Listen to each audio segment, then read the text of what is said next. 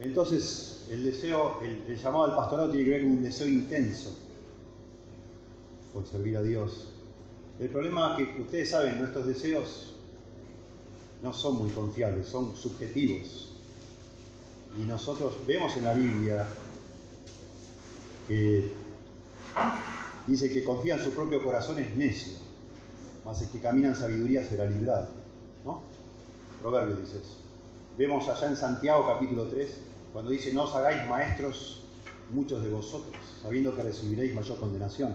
Y vemos que Santiago toca todo el capítulo 3 y después el 4, que sigue con el mismo tema, que aparentemente ahí a las iglesias donde escribe Santiago había un deseo pecaminoso por los primeros lugares, ¿no?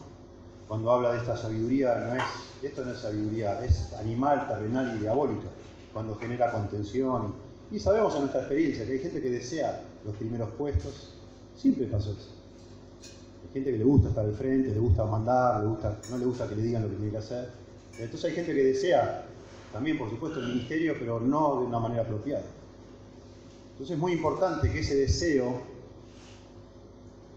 fuerte, intenso, que es genuino, puesto por Dios, sea distinguido de un deseo pecaminoso, un falso deseo. Ese deseo subjetivo debe ser confirmado. Alguien lo tiene que confirmar. Y entonces es lo que continúa ahí en 1 Timoteo, cuando dice, palabra fiel, si algún anhelo obispado buena obra desea, pero es necesario que el obispo sea, y empieza a dar la lista, comenzando con irreprensible. ¿Por qué da esa lista? Bueno, porque de nuevo la evidencia objetiva de que una persona de verdad ha sido llamada al ministerio es que cumple con esa lista.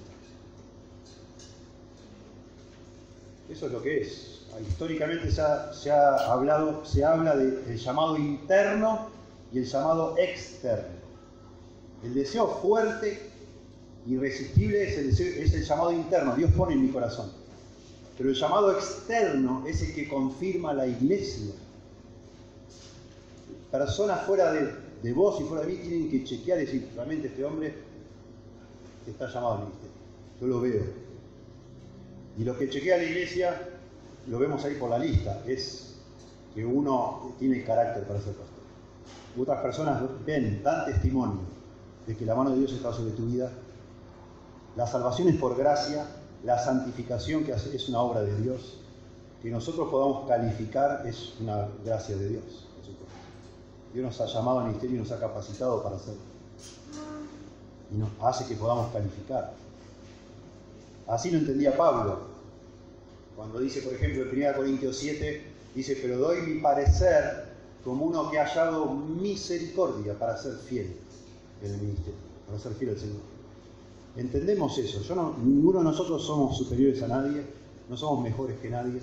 Si al día de hoy usted y yo calificamos para seguir siendo pastores, es gracias al Señor.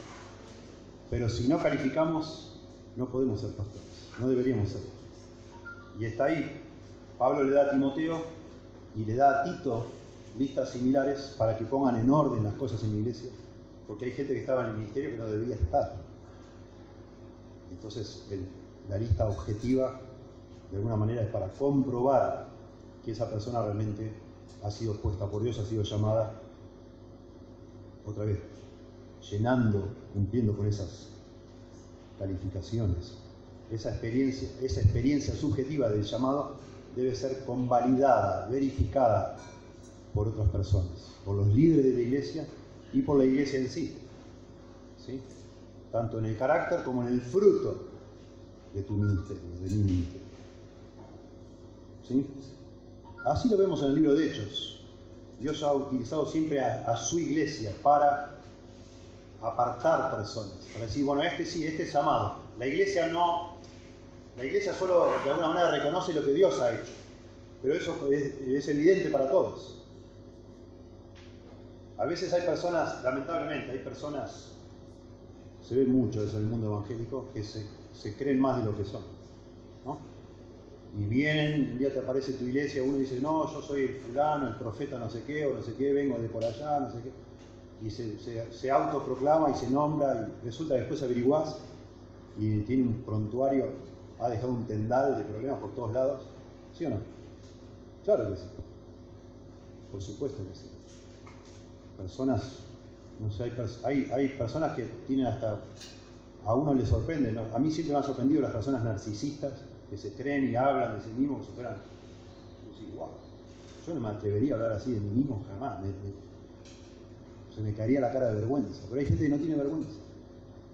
Y nosotros debemos, por supuesto, seguirnos a las Escrituras, y la iglesia se debe proteger de todos estos intrusos, caraduras, fanfarrones, que no faltan. ¿Sí?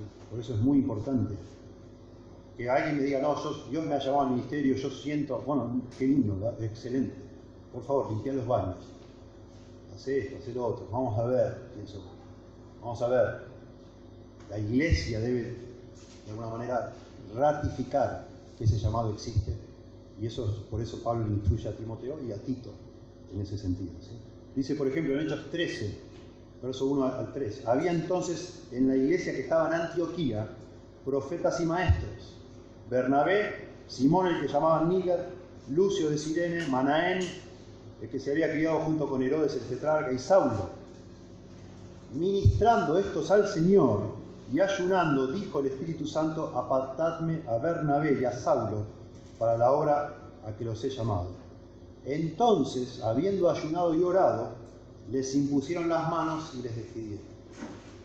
Acá hay personas que están trabajando, ejerciendo el ministerio, ministrando, dice acá, sirviendo, y la iglesia ora, busca sabiduría de Dios y reconoce de entre esas personas las personas que van a servirles. En este caso los envían como misioneros.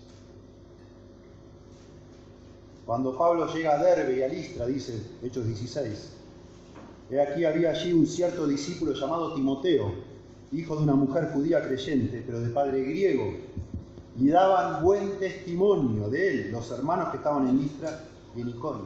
Entonces, verso 3, quiso Pablo que éste fuese con él.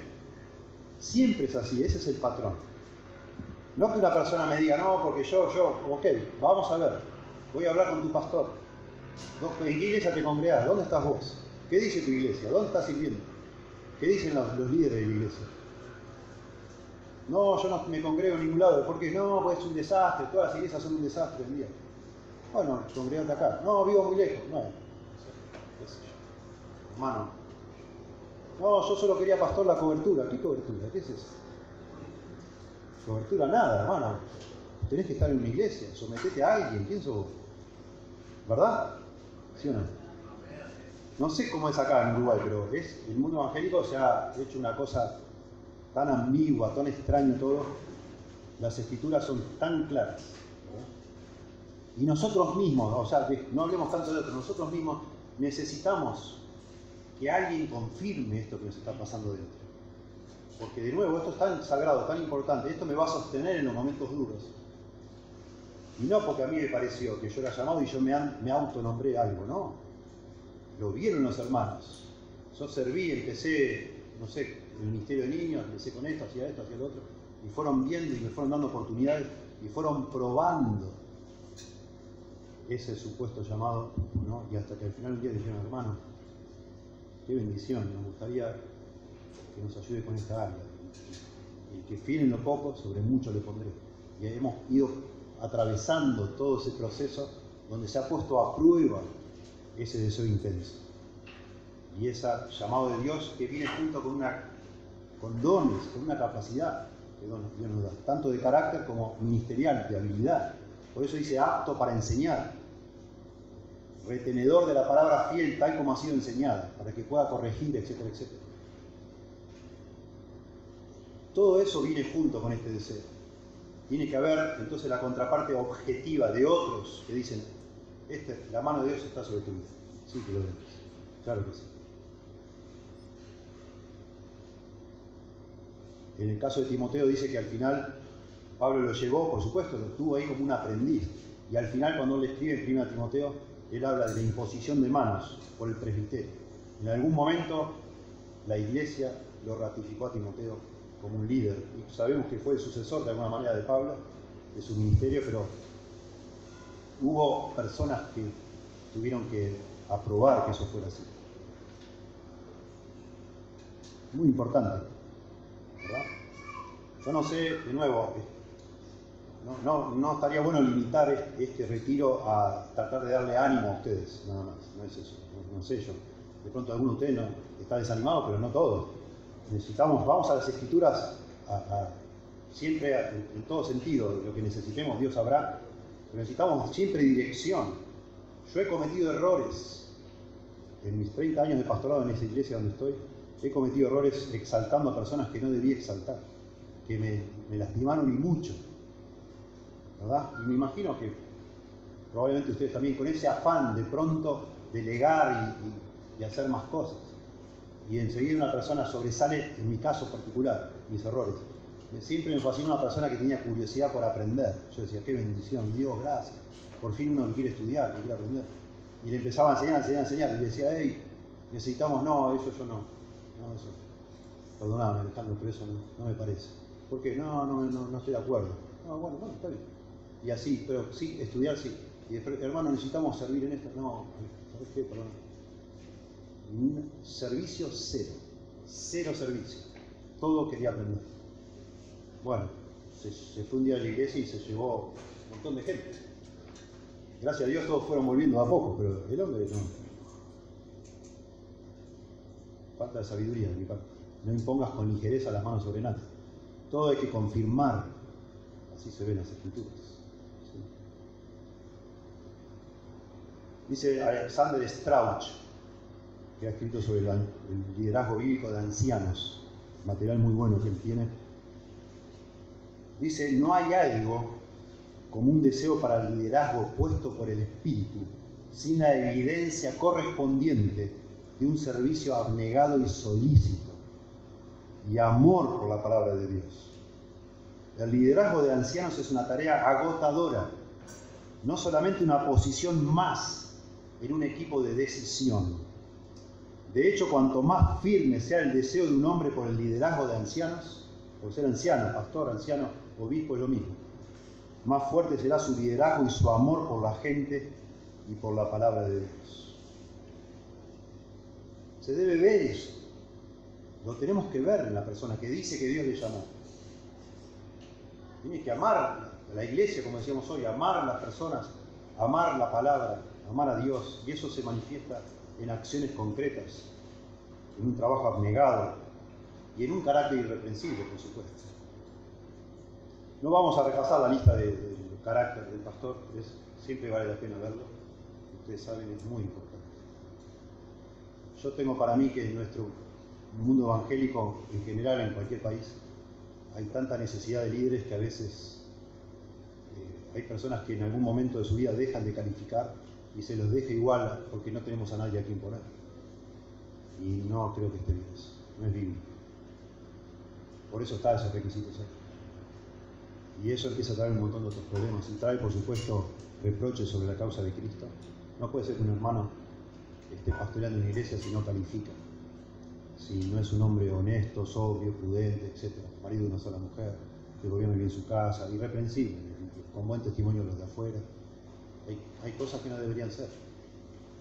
No conozco el contexto de ustedes, pero veo que pasa mucho, ¿verdad? Pasa mucho. Está lleno de iglesias sin pastor y está también, lamentablemente, abundan iglesias con personas que no deberían estar, pastor. No sé, cada uno, ustedes verán, creo que un llamado a volver a las bases. Miren, la forma de enderezar lo que está torcido en una iglesia, en primer lugar, es poner la Biblia en el centro. La Biblia en el centro. Yo digo, en mi mente hay dos clases de iglesia, para hacer simplificar. Las iglesias centradas en Dios o iglesias centradas en las personas. Si nosotros en algún momento nos damos cuenta de que nuestra iglesia no está centrada en Dios, sino en las personas, la forma de volver al cauce donde nunca deberíamos haber salido. Quizás fue la generación anterior, no sé. Quizás fue durante tu pastorado que se fueron moviendo y el centro ya no es Dios, sino las personas. Están buscando más complacer a la gente que a Dios. La forma de volver a donde nunca te tendrías que haber ido, a los fundamentos, es por medio de la Biblia. Poner a Dios en el centro no es algo místico ni abstracto, es poner la palabra de Dios en el centro. se tiene que empezar a predicar seriamente, profundamente, precisamente las Escrituras. Y en segundo lugar, para mí no cabe duda, es chequear que el liderazgo sea bíblico de la iglesia. Que las personas que están liderando califiquen dónde están. Haciendo esos dos cambios, la iglesia con tiempo, por supuesto, y mucha paciencia, se endereza. No es tan fácil. No es tan fácil. Por eso dice que debemos enseñar con toda paciencia y doctrina. Paciencia. La palabra va obrando. La palabra es bien predicada. ¿Verdad? Pero también, si estás predicando bien, pero el liderazgo no está calificado, a veces es casi como imposible.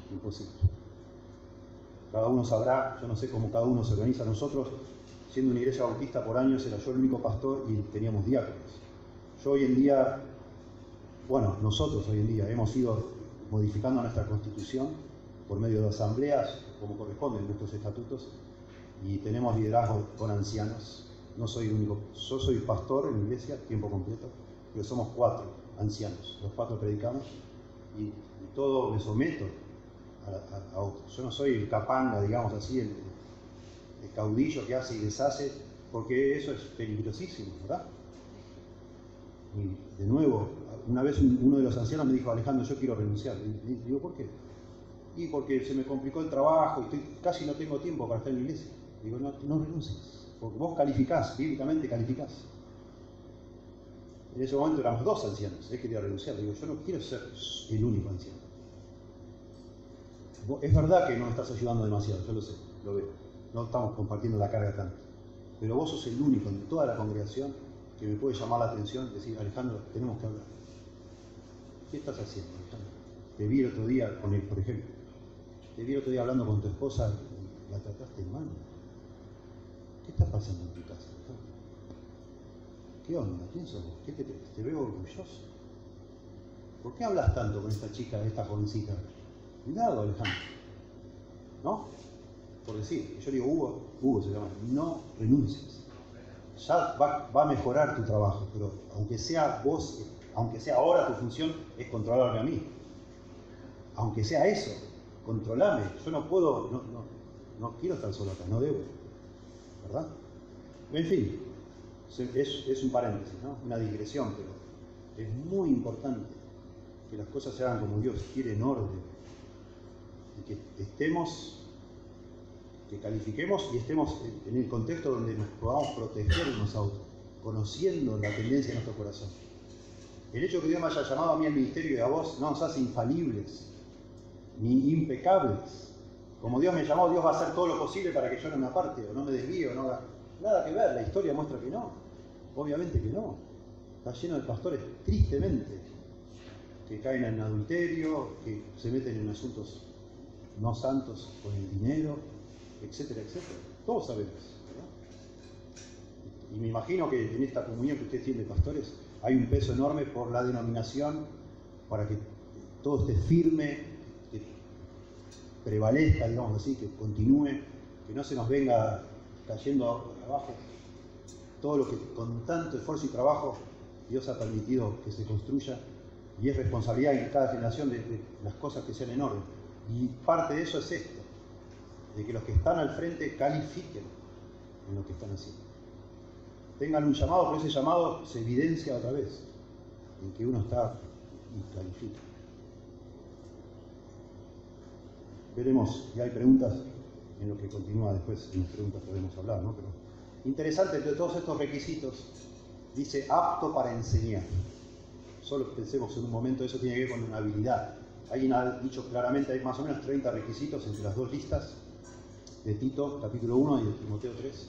La única que tiene que ver con una habilidad, que no habla de su carácter, es la apto para enseñar. Apto para enseñar. Quizás en Tito, creo que es 1.9, cuando dice retenedor de la palabra fiel, tal como hacía enseñada.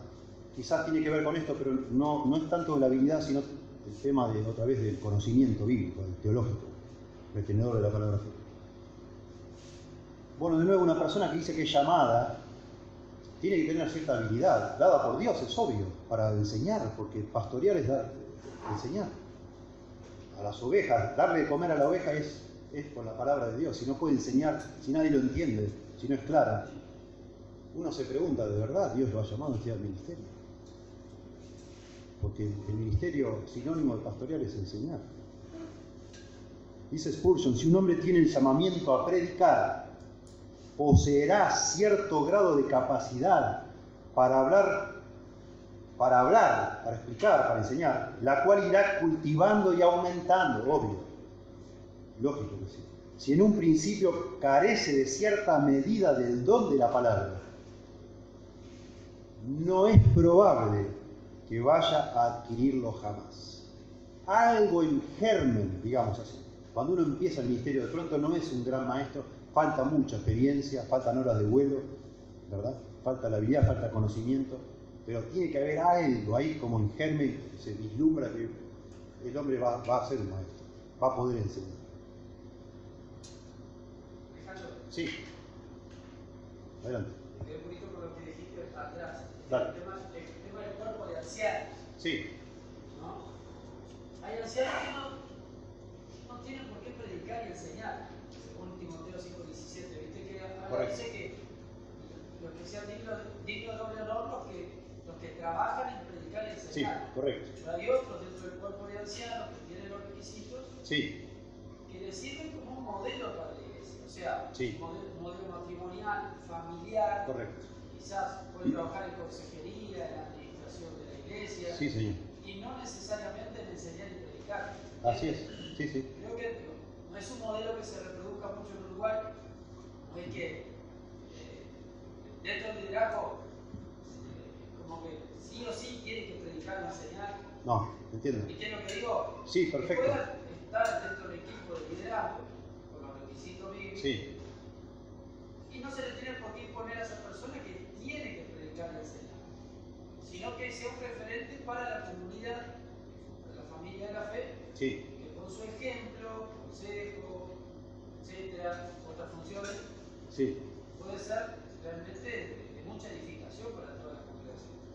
¿Y qué? Sí, perfecto. Yo creo, en el caso nuestro, que somos 4 ancianos, todos son aptos para enseñar, pero no todos se dedican a enseñar todo el tiempo, ¿verdad? Pero sí pueden enseñar.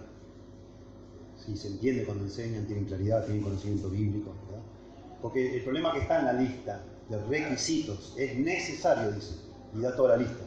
Entonces, como que no se nos da a elegir, bueno, este hombre no es sobrio, pero bueno, lo demás sí, entonces lo agarramos igual. No, es como que es necesario todo, y apto para enseñar también. Lo que pasa es que apto para enseñar no implica que sea un gran maestro, sino que es apto para enseñar. ¿Se entiende? ¿Sí? Todos los que están, todos estos que son modelos de virtud, de carácter, de alguna manera tienen que tener cierta aptitud para enseñar. Sí. Yo estudié magisterio. Mirá lo que yo entiendo es, para mí apto para enseñar no está hablando de la oratoria, A ver. sino está hablando de la vida. Porque Que una cosa es que te respalda. pares frente a la congregación y puedas hablar con autoridad moral y decirle, mirá, al matrimonio, a las familias, esto. Para mí el apto para enseñar no está en la oratoria. Sí. Porque aún Pablo se llamó a sí mismo que era dos con la palabra. O sea que él mismo se describió no como un gran orador, pero sí que tenía la autoridad por su vida de poder enseñar a la gente el camino de Dios. ¿Se entiende? Porque nosotros hoy en un, no sé si decirlo así, en un evangelio helenizado, basado por Grecia, donde los griegos sí destacaron la oratoria, pero los hebreos no. El hebreo no tenía el ideal de la oratoria como el ideal, tenía el ideal de vida.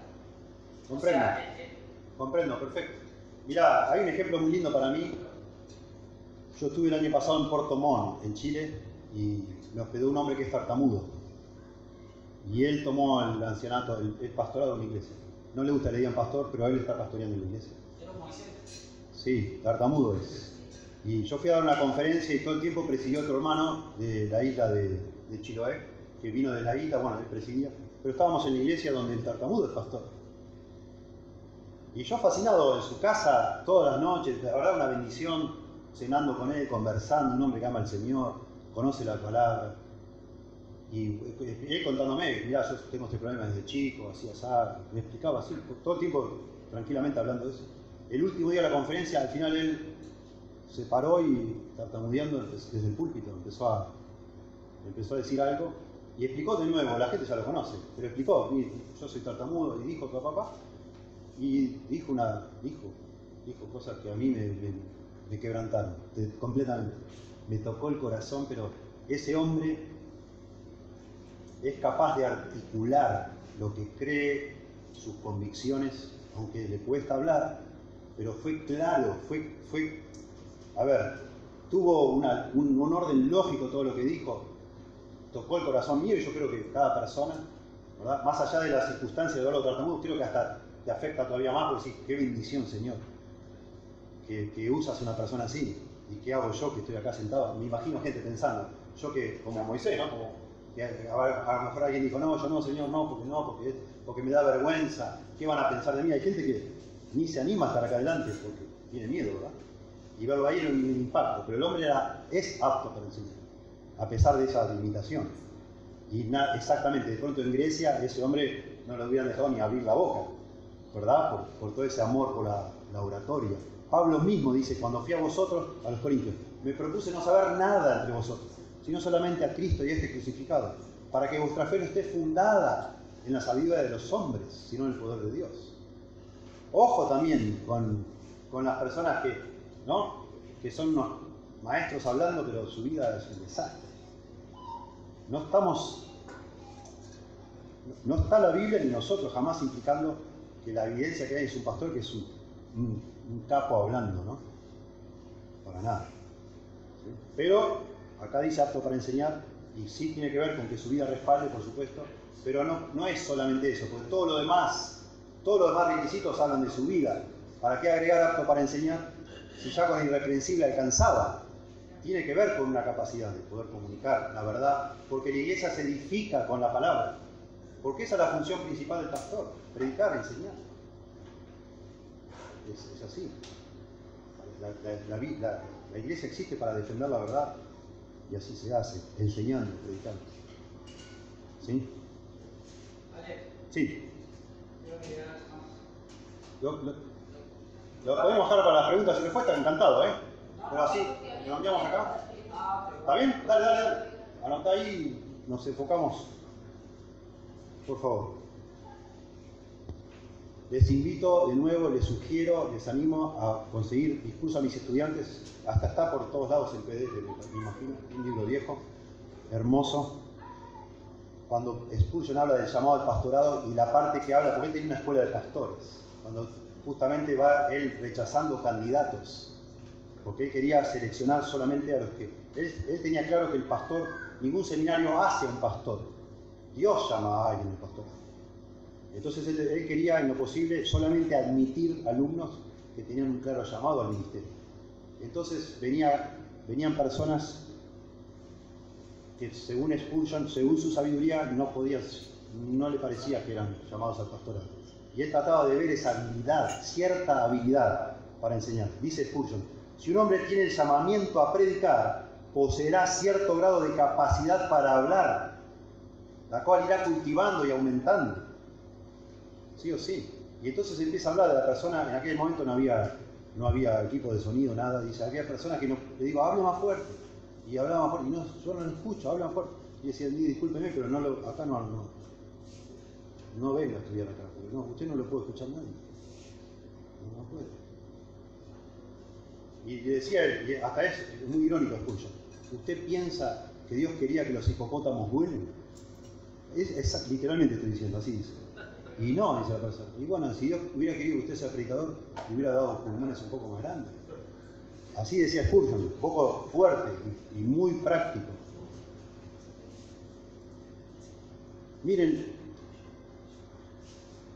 cuando una persona es llamada al ministerio, la iglesia, los hermanos, ni siquiera estoy diciendo los líderes de la iglesia, los hermanos, tarde o temprano se acercan a los líderes y le dicen, pastor, ¿se fijó en tal muchacho? ¡Qué bendición! ¡Qué bendición! Fuimos a un campamento con los niños y le tocó un devocional. La primera vez que daba un devocional fue una bendición, nos tocó el corazón a todos. Y la gente empieza a darse cuenta, ¿o no? Que algo tiene esa persona. Nosotros tenemos un instituto, la mayoría es online. Yo quiero que los profesores todos corrijan a sus alumnos, no tener algún ayudante corrigiendo. Y uno está corrigiendo y se da cuenta. Personas que no son pastores. Y le escribo yo. Digo, ¿vos sentís un llamado al ministerio? Y me dice, sí. Digo, hay algo en tu tarea que es distinto. Todo lo transformás en adoración a Dios. Te tocó hacer un ejercicio, no sé qué, y estás adorando a Dios. Tu corazón está prendido a fuego. Me dice, sí. Yo soy vendedor, no sé de qué era vendedor, pero estoy orando, yo quisiera estar en el ministerio. Digo, no sé, yo no te conozco del todo, ahora sí lo conozco. Y sí tiene llamado. Pero hace meses que le vengo encima, digo, wow, yo te corrijo, me encanta corregir todo lo que escribís vos. Me bendice a mí, me habla el corazón. Siento un amor a Dios, una pasión que muchos alumnos no tienen. Algo percibo. Y ya hablé con su pastor y me dice, sí, no, esta hermana, me comuniqué con su pastor. Digo, tenemos un alumno acá, así, sí, es tremendo. Una bendición. Y le dije al pastor, ¿me podés mandar? ¿Ha predicado? Me dice, sí. ¿Lo han filmado? Me dice, sí. ¿Me podés mandar video? Me mandó 3 audios y un video. Y ya se lo pasé a un montón de gente. Mi esposa lo vio una bendición, un muchacho joven, muy jovencito. Y vos enseguida te das cuenta. Este hermano, la mano de Dios está sobre esta persona. Precioso. Pero la iglesia confirma, de nuevo, para protección tanto del hermano que se puede estar engañando a sí mismo, como por supuesto de la iglesia. ¿Sí? Que no se meta alguien que no debe estar. ¿Cómo saber entonces si soy llamado? En primer lugar, debe haber un deseo intenso por el ministerio, por predicar, por edificar a otros, por evangelizar. Otros deben reconocer eso en mí, otros lo deben ver. Debe haber fruto de mis labores. Debe haber fruto. Dios me usa para edificar a otros, me usa para que otros se conviertan. La salvación es del Señor. Yo no salvo a nadie, vos no salvás a nadie. Pero una persona que dice ser llamada al ministerio, además de tener pasión por los perdidos, Dios le da fruto a esa persona. Claro que sí. Los hermanos dan testimonio de que son bendecidos por el ministerio de este hermano. Ojo con esto, entre paréntesis, ojo con esto del fruto. Saben la biografía de Guillermo Carey, ¿verdad? También está en internet gratis, hermoso, un libro viejo.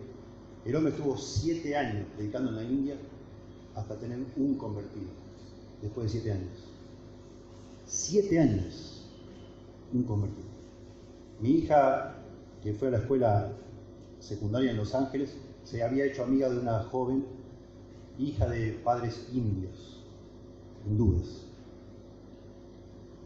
Y me dice, papá, la mamá de esta chica es evangélica. Ellas se congregaban en la India en una iglesia. Y digo, qué lindo.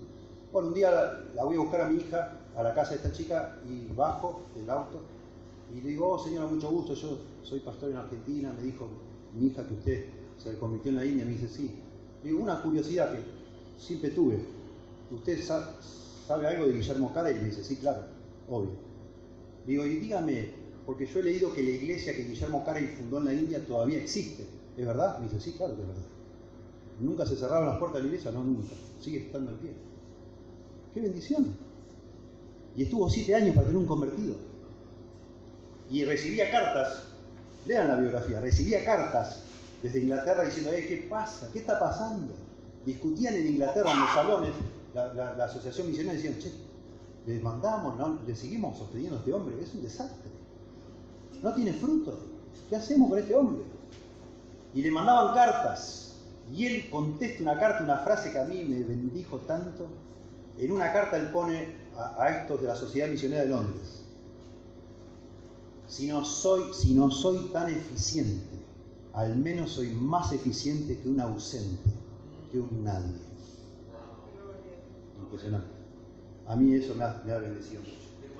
Si no soy tan eficiente, al menos soy más eficiente que un ausente, que un nadie. Y siguió el hombre, siguió. Y hasta el día de hoy está la iglesia que fundó. O sea, es muy relativo, ¿no? También esto. Estamos hablando que sí o sí alguien llamado tiene fruto. En un sentido sí, bueno, ahí está el fruto de Guillermo Carey. El tema es cómo lo medimos, ¿no? O si lo vemos, bueno, pero hubo fruto al final, sí, ahí está. Pero Es como Abraham, Dios le prometió un hijo, pero a los 75 años le prometió un hijo, a los 100 lo tuvo. Bueno, a veces así nos pasa, ¿verdad? Eso era un paréntesis. Bueno, ahora el último asunto, mira, es como una señal esta. Sí. Está bien. Hermano, si Dios cuida de las pajaritos, las mariposas, ¿cómo no va a cuidar de usted? Bueno, seguimos. Seguimos. Claro, pues. El Espíritu Santo, pareció una mariposa. Bueno, el último punto. ¿Cómo podemos, ya no de nosotros, sino usted que quiere que Dios le use para formar líderes, para reproducirse en otros, como vemos que hizo el Señor Jesucristo, que hizo Pablo y que deberíamos hacer nosotros? Pensar en pasar esa posta, digamos, ¿no? El testigo para la siguiente generación. ¿Cómo saber si alguien está llamado o no al ministerio? Bueno, está implicado en todo lo que hemos dicho, ¿verdad? Pero yo agregaría otro asunto acá, que es probar a las personas. Cuando habla de los diáconos, dice que sean puestos a prueba primero. Ahí en 1 Timoteo 3, ¿no? Está la lista de los requisitos de ancianos y los diáconos tienen que ser puestos a prueba primero, antes de ser nombrados diáconos. Por supuesto, los ancianos también. Cualquiera, antes de decir, sí, hermano, te vamos a mandar de misionero, ponelo a hacer otra cosa primero. No impongamos las manos con ligereza sobre nadie. El que es fiel en lo poco, sobre mucho lo pondré. Eso debe ser así. Nosotros debemos probar a las personas. Y lo que más probamos es, de nuevo, está en la Biblia, está muy claro, pero en algunos casos somos cabeza dura. Nuestra experiencia nos ha ido enseñando. Yo ya no pruebo más la habilidad de enseñar. Hay mucha gente que no está llamada al ministerio que es muy buena enseñando. No la curiosidad, no el deseo de aprender, sino la humildad y su espíritu de servicio. Eso tenemos. Y también Spurgeon habla un montón de eso, y de una manera muy graciosa. Léanlo, por favor. Del famoso misionero que quería ser misionero y lo convocaron, ¿se acuerdan? Y dijeron, bueno, a las 5 de la mañana, hermano, venga. Llegó a las 5 de la mañana y no lo atendieron hasta las 8, no sé, estoy recordando. Lo tuvieron 3 horas esperando. Cuando llega, le dice, ¿usted puede deletrear la palabra gato? Sí, y deletrea gato. Muy bien. ¿Puede deletrear la palabra perro? Y deletrea la palabra perro. ¿Cuánto es 2 más 2? 4, no sé. 5 o 6 preguntas tontas. Y el muchacho, candidato a misionero, todo contesta de una manera paciente, muy bien, y termina de hacer esas 4 preguntas y dice, muy bien, lo vamos a recomendar como misionero. Y entonces el muchacho dice, pero ¿cómo? Dice, por hacerme deletrear gato, ¿se dio cuenta usted que yo puedo ser misionero? Dice, mira, yo te convoqué a las 5 de la mañana y quise esperar 3 horas y no dijiste ni mu. Te acabo de hacer algo que en realidad es humillante, no te quejaste nada. Pensamos que puede ser un misionero. Interesante. Una historia que cuenta Spurgeon, ¿no? Pero es muy interesante. De nuevo, el carácter de una persona. El deseo, a veces ese desordenado por ser alguien, por ser famoso, más hoy en día que está con Facebook. Yo tengo ex compañeros míos del seminario en Estados Unidos que tienen su página de Facebook, ponen sus sermones, etc. Yo los conozco. No son pastores. Nada. Cuando lo invitan a predicar a un lado que no es su iglesia, se lleva un amigo que lo filma y sube eso a internet. El muchacho es camionero. No está, lo cual no es nada malo. Pero se hace pasar, escribe muy bien escrito. Se hace pasar por lo que no es. Es tan fácil hoy construir una identidad, hacerte un nombre y no sos nada. Es muy fácil. Demasiado. Y hay gente que desea eso. Conozco gente que desea eso. Tristemente. Conocí un muchacho también muy orgulloso, que no era de nuestra iglesia, y le dije a su pastor, hey, tené cuidado con esta persona. Le dijo que vos le vas a dar responsabilidades de enseñar. Yo le tengo mucha desconfianza. No le entra una bala, no hace una pregunta, sabe todo, te discute absolutamente todo, vive discutiendo, es contencioso, tené cuidado. Me dice, bueno, gracias. Bueno, lamentablemente esta persona ha apostatado de la fe y está feliz ahora. Él tiene un sitio de internet, el otro día vi, tiene un montón de seguidores. Lo que les voy a decir lo va a matar. El sitio de internet que él tiene es de evangélicos que se han vuelto a ser católicos. Es evangélico, él es un ex evangélico que volvió a la fe católica. Y de eso enseña en internet y tiene un montón de seguidores. Es católico el ahora. Y está feliz de la vida, que tiene su audiencia, tiene un ministerio por internet. Tenemos que probar a las personas, por supuesto. Verlos en acción. Pastor, a mí me gustaría ser misionero. Excelente. Por favor, necesitamos buscando un maestro en el ministerio de niños. Serví acá, por favor. Vamos a ver. Serví haciendo esto. Cosas menores. A ver qué hace. Y a ver, de nuevo, si eso es genuino y es sincero.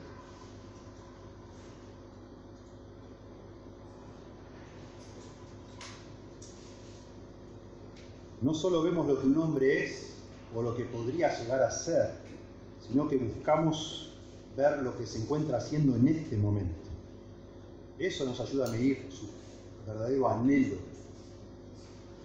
Eso nos ayuda. MacArthur tiene una frase muy linda. La iglesia MacArthur hay muchos conceptos, para mi gusto, muy sabios, muy, digamos, terrenales, correctos. MacArthur era, antes de ser llamado al pastorado, era un muy buen deportista y jugaba fútbol americano. Y él usa frases mucho del deporte. Y él dice siempre una frase aparte. Dice, el tiempo y la verdad van juntos. Es cuestión de tiempo que va a salir la verdad. Y entonces él dice, y es parte de la cultura de la iglesia, de una persona hay que tirarle la pelota a ver qué hace con la pelota. Todo el mundo dice que juega bien. Bueno, te la paso a ver qué haces con la pelota. Eso es probar a una persona. Porque gente que se felicita a sí mismo está lleno. No, porque yo. Buenísimo, dale, a ver. Y en cosas a veces, hay personas que me han pedido una entrevista y dice, pastor, hace 3 años que estoy acá en esta iglesia, no me has dado nada para hacer. Me dice, bueno, sí, tenés razón. ¿Qué querés hacer? No, porque digo, bueno, mira, está el barrio pobre ese de allá, son 6 manzanas, ahí calle de tierra. ¿Por qué no me haces un plan, un proyecto de cómo vamos a evangelizar ese barrio? Por favor, juntate con algún hermano de acá, traeme una propuesta y dale, vamos para ahí. De esto pasaron 5 años que le dije, estoy esperando la propuesta. En serio, estoy esperando la propuesta. Nunca me hizo nada. Nunca. Y listo, nunca más se quejó de nada. Es re simple, sí, buenísimo, qué bendición. ¿En serio quieres saber? Sí, quiero servir al Señor. Genial, ahí va. Dale, ¿y qué sugerís? Y anda casa por casa. Buenísimo. Un día, entre medio de estos 5 años, un día me llama y me dice, Alejandro, estuve mirando los sermones que tenemos en internet de la iglesia y me gustó tal sermón. ¿Qué te parece si hacemos un folleto relacionado con este sermón y al final ponemos el link para que la gente lo vea? Dale, buenísimo. Dale, súper. Y entonces vamos casa por casa, dale. Nunca se hizo el folleto, nunca fui casa por nada. Y yo no estoy preocupado, la verdad no, pero sé que esa persona, ojalá, puede ser que se haya llamado al ministerio. Ojalá que un día venga a verme y dice, Alejandro, che, ¿qué onda? De hecho, otra persona un día viene y me dice, che, ¿qué onda? Quiero hacer algo. Y digo, mirá, hace tantos años atrás, yo te había pedido, ¿te acordás que agarres el libro de Howard Hendricks para enseñar al maestro? ¿Cómo se llama? Enseñando para cambiar vida. ¿Te acordás que yo te dije, pues nosotros estamos sosteniendo una obra en Paraguay? Le digo, allá en Paraguay están necesitando este material. Yo te dije, agarra el libro y hacer un PowerPoint y un día podés ir vos a Paraguay con tal persona y lo enseñas. Y un día, esta persona me vino a decir, hey, Alejandro, a veces estoy frustrado, me gustaría hacer algo más importante, por ejemplo, y me dice, ¿te acuerdas que yo te había dicho? Sí, es verdad. Y no me dice nada. Bueno, dale, macho, hacelo. Digo, yo te había pedido algo. Yo la verdad no te insistí, pero lo seguimos necesitando. Menos mal que nunca se lo prometí a nadie, pero hacelo, por favor. ¿No te parece importante? Me dice, sí, claro. te íbamos a pagar el viaje a Paraguay. No es que, pero tenés que tener algo para ir. ¿A qué te vamos a mandar a Paraguay? Eso para mí es la manera súper concreta, porque, de nuevo, de ver si alguien de verdad tiene un corazón por las cosas de Dios.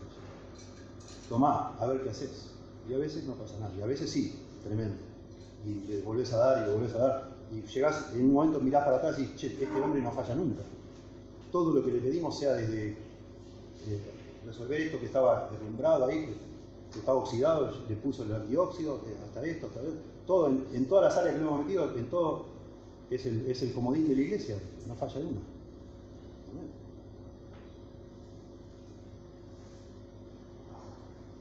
Un siervo es una persona que trabaja donde hay necesidad, no solo donde pueden usarse sus habilidades. Trabaja para el éxito de aquellos que están por encima de él, no para su propio éxito. Un siervo es feliz sirviendo en su debilidad y en su fortaleza. No te dice, no, pastor, yo eso no sé. Te dice, bueno, dale. Vos me vas a ayudar, ahí me va a guiar. Yo lo hago, pero mirá que no es lo mismo. Pero si querés, lo hago. Dale. Eso es un siervo. Un siervo busca que su trabajo traiga gozo a aquellos que lo rodean. Un siervo usa su influencia para promover el bien de la iglesia, no su propio bien. Trabaja de forma excelente, diligente y con fidelidad para agradar a Cristo, no a los demás. Un siervo transita con valor el camino del sacrificio, pero avanza con precaución por el camino de los reconocimientos. Un siervo con gusto deja su lugar para que alguien más pueda continuar con lo que él había comenzado. Bueno, eso tenemos que buscar, ese tipo de actitudes. De alguien que realmente ha muerto a su yo, a su ego, que no tiene una agenda, que no usa el ministerio como un trampolín para otra cosa, sino que está bien, todo lo que sea está bien. Está para servir al Señor. Lucas 16:10, el que es fiel en lo muy poco, también en lo más es fiel, y el que lo muy poco es injusto, también en lo más es injusto. Dice Dave Harvey en este librito llamado Soy Llamado. El llamado se manifiesta en el servicio. Un joven que ha sido llamado suele esperar un rol que se ajuste a sus capacidades de forma rápida. Solo quiere hacer algo específico. Dice este hombre, pero a estas alturas el llamado no se trata, o sea, cuando todavía está en proceso, no se trata de poner en práctica tus dones de forma rápida. Se trata de servir donde sea necesario. Escuchas, dice él, el llamado para predicar a las multitudes. Excelente. Entonces ve y enseña en el misterio de niños. Es un excelente lugar para empezar. Eso tenemos que ver, el carácter de una persona. Y eso se ve en el hogar, si es casado, en el hogar. ¿Qué onda con su esposa? ¿Qué onda con sus hijos? ¿Cómo está su casa? Se cae a pedazos, está todo atado con alambre. ¿Cómo es él? Si no es casado, ¿cómo es en el estudio? ¿Es fiel en los estudios? ¿Se lleva todas las materias a examen? ¿Cómo hacen su trabajo? Los viven echando y va cambiando y dice, no, ya no trabajo más ahí, pastor. No, pensé que sí. No, ya me cambié. Y digo, che, pero no te dura, le dije así un joven, no te dura ni 3 meses un trabajo. ¿Qué pasa? Y no, que eso no es lo que yo busco. ¿Y qué busca? Bueno, gracias a Dios, ahora me dijo este domingo lo echaron después de 8 años. Lo echaron. Digo, buenísimo, 8 años. No, genial. No saben lo que cambió esa persona, pero no duraba 2-3 meses en un trabajo, muchacho. Le digo, no puede ser, aguantátelo. Le digo, no, nada, perfecto. Y bueno, duró 8 años, buenísimo. Tremendo. Y lo echaron porque la verdad el negocio se cae a pedazos, no venden nada. Y está bien, no por él, me parece. Espero.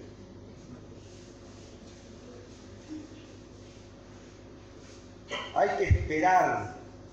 Con los años yo he aprendido esperar, no hay apuro por nada. Esperar, hacer esperar a la gente. Si la persona que tiene malas intenciones ve que en tu sistema de organizar las cosas va para largo, se va para otra iglesia. No aguanta. La persona está buscando otra cosa, su propio interés, enseguida vuela para otro lado. El doctor Alex Montoya nos decía eso en las clases, decía, hermano, usted tiene que transmitir a la iglesia que la fila para llegar al púlpito es muy larga. Es muy larga. Hay mucha espera. Entonces el que está buscando su otra cosa se va a otra iglesia, porque se da cuenta, y él dibujaba en el pizarrón, me acuerdo, ponía el púlpito y ponía como cruces, y hacía toda una filita de cruces, Y dice, el hermano que recién llega a la iglesia se da cuenta que delante de él hay 20 más esperando para llegar al púlpito y se desanima y se va para otro lado. Se va para otro lado. Dice Dave Harvey, cada vez que alguien es llamado en la Biblia, Dios inserta tiempo en la ecuación. Mira a Abraham, le fue prometido un hijo a los 75 años y lo tuvo a los 100. Mira a Moisés, 40 años en el desierto, 2 veces. Una en Madián y otra en el desierto, yendo hacia la tierra prometida. David vivió una agonía durante 30 años entre su unción y su reinado. Pablo pasó 17 años entre su llamado y el reconocimiento de su papel en la iglesia. ¿Por qué tanto tiempo? Porque Dios utiliza el paso del tiempo para probar al hombre y santificarlo. Las cualidades de las que hemos hablado en este libro, dice él, soy llamado, no llegan con facilidad, sino que son labradas en un hombre a través del tiempo. Dios utiliza, continúa Dave Harvey, el paso del tiempo para probar al hombre y santificarlo. Las pruebas del tiempo suelen conllevar tribulaciones. Está la tribulación de la espera y otras que son parte de la vida. Para el hombre que ha sido llamado a ser pastor, estas pruebas tienen 2 propósitos: santificarlo como creyente y prepararlo como pastor. La providencia de Dios, define él, la providencia de Dios es la prueba de su bondad a través del tiempo. Muy interesante. Dice Harvey, agrega, este tema de la prueba del tiempo tiene un beneficio extra que permite a las personas servir en el anonimato. Hermanos, dice, necesitamos servir en el anonimato. Precisamos trabajar en el ministerio sin recibir ovaciones para que no nos volvamos adictos al reconocimiento cuando éste llegue. El anonimato es la tierra en la que crecen los pastores. Fertiliza al hombre con humildad para que al crecer pueda llevar fruto. Y finalmente, lo último para decir, mientras esperas, porque, a ver, está el deseo intenso, está la confirmación de la iglesia, de los líderes de la iglesia y de los hermanos de la iglesia, pero después falta la oportunidad. Nadie te ofrece nada, nadie te contrata, nadie te pide, queremos que seas pastor. Se tiene que abrir una puerta también. Ok, ya todos nos dimos cuenta, pero no hay sostén para vos. Y vos decís, no, yo quiero ser pastor, yo quiero estar a tiempo completo, pero no hay nada. Ni nadie te ofrece nada, ni nada. ¿Qué hacen? Bueno, Dave Harvey dice, muy bueno, aprovechá, porque siempre hay un lapso entre que vos decís que sos llamado, alguien lo confirma y recién tenés la oportunidad de hacerlo. Prepárate. Todo ese tiempo es el tiempo que tenés que capacitarte, conocer la Biblia, aprender, entrenarte. O sea, mientras tanto aprendés a servir en donde sea. Y aprender teología, aprender la Biblia, doctrina, etcétera, etcétera. Preparate. Muy importante. No sé si fue el caso de ustedes, que así llegaron al ministerio. A veces no es el caso. Yo sé que no es nada perfecto. Gracias a Dios por los que nos precedieron. Acá estamos. Dios ha sido maravilloso y a pesar de no ser todo como debía ser, acá llegó. Hasta acá llegó el Evangelio y amén. Pero eso no quita que podamos tratar de hacer mejor las cosas, en forma más ordenada, protegiendo a las personas que lanzamos a la trinchera, como hoy se nos habló. A veces, es mi experiencia, comencé en el ministerio, a los 23 años ya estaba como pastor principal de una iglesia, y no era el único. Por la gracia de Dios, Dios nos sostuvo. Hablaba con hermanos acá, trabajando, ni siquiera a medio tiempo, no sé, yo 80% trabajaba secularmente, 20% en la iglesia. Algo así. Y a veces, como hablábamos con hermanos, la misma experiencia, a veces iba a trabajar, le decía a mi esposa, me voy a Buenos Aires, a la capital, 100 kilómetros. Como de acá a Montevideo. Me voy a Montevideo con él, me voy a trabajar a ver si consigo un trabajito, porque llegó el aviso de corte de la luz de la iglesia. Y no tenemos dinero para pagar la luz. Y me iba a trabajar. Y le llamaba por teléfono y decía, mira, Mónica, empecé a llamar gente y conseguí que alguien me pidió que le coloque 2 ventiladores de techo. Y va a alcanzar y justito. Y volví a mi casa y pagamos la luz. Y listo. Pero no lo cuento para que me admiren ni nada, pero así es a veces el ministerio. Así es a veces el ministerio. Que el Señor nos ayude, nos confirme en nosotros. Y yo doy gracias a mi esposa Mónica hasta acá. Yo siempre le dije, Mónica, si no aguantas más, avísame y yo dejo. Nunca me dijo nada, siempre yo le decía, ¿no? Había momentos difíciles y hubo un momento donde yo casi no aguanto más. Yo estaba tan mal y ella se dio cuenta y me dice, Alejandro, solo para que sepas, yo estoy re bien. Yo estoy re bien. Y gracias a Dios, ¿no? Pero sí hubo momentos tremendos. Yo le digo, Mónica, vamos a vivir a la casa de mi papá y yo los fines de semana vengo acá y predico y nos vamos. Pero acá no se puede, no podemos vivir más acá, no tenemos, es muy difícil. Dice, yo por las dudas, si quieres saber, yo aguantaría más acá, vamos a seguir. Y seguimos, gracias a Dios. Y seguimos. Bueno, me gustaría orar y después, no sé si sin intervalo hacemos alguna pregunta. Se hizo más largo, pero bueno, contesté alguna pregunta, ¿no? Señor, damos gracias por tu palabra y por habernos llamado al ministerio. Seguramente la mayoría de nosotros no pensamos en aquel momento que iba a ser tan difícil. Seguramente muchos imaginamos que íbamos a tener fruto inmediatamente, que tú ibas a bendecir todos nuestros esfuerzos. Y ahora nos damos cuenta, después de años, de que no es así. Que es más duro de lo que pensábamos, que es más sacrificado, la gente a veces no es agradecida, las ovejas a veces muerden, y aún la provisión, Señor, tampoco es la que esperábamos económicamente,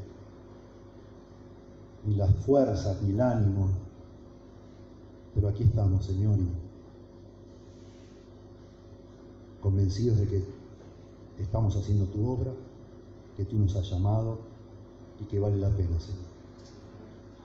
Te pido por favor por mis hermanos y hermanas, que tú les confirmes en el ministerio, los sostengas, renueves la visión, la fortaleza, para seguir adelante y esperar, poner los ojos en Jesús, el autor y consumador de la fe, para que nuestro ánimo no se canse hasta desmayarse. Dice allí, luchando contra el pecado, pero en todos sentidos, Señor. Ayúdanos a perseverar hasta el fin para obtener esa corona que nos darás tú, Señor, el gran pastor de las ovejas, el obispo de nuestras almas.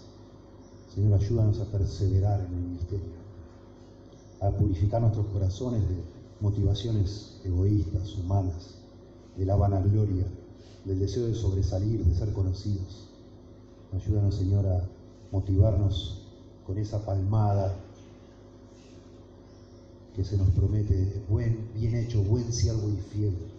Sobre poco has sido fiel, sobre mucho te pondré. Entra en el gozo de tu Señor. Señor, ayúdanos a esperar ese reconocimiento sagrado, único, de tu boca, Señor, por haber estado dispuestos a morir a nuestros deseos egoístas, nuestros aún lícitos, Señor, de ser personas normales, tener una carrera, una casita, no sé, buen pasar, que hemos renunciado a eso porque un día tú nos impactaste con tu belleza, con tu virtud, con tu evangelio. Señor, ayúdanos a seguir adelante. No imaginábamos, Señor, que en mitad del camino íbamos a desanimarnos, a perder la fuerza, a ser confundidos, a perder la visión. Por favor, Señor, renueva esa visión en nosotros. Ayúdanos, Señor, a seguir adelante, a ser fieles, no solo por seguir estando, sino a hacer las cosas bien. Señor, hacer las cosas como tú dices, ser obedientes, ser buenos administradores, fieles administradores. Por favor, te lo ruego en nombre mío, para mí, mi esposa y mis hermanos. Sosténnos, Dios, por favor. Te lo rogamos en el nombre de Jesús.